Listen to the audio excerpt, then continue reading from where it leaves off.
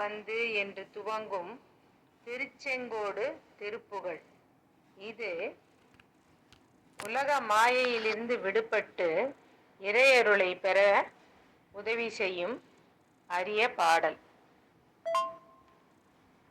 அன்பாக வந்து உன் தாழ் பணிந்து ஐம்பூதம் ஒன்ற நினையாமல் அன்பால் மிகுந்து நஞ்சாறு கண்கள் அம்போரு கங்கள் முளைத்தானும் கொண்டே மிகுந்து வண்டாடி நின்று கொண்டாடுகின்ற குழலாரை கொண்டே நினைந்து மண் பேது மண்டி குன்றாமலைந்து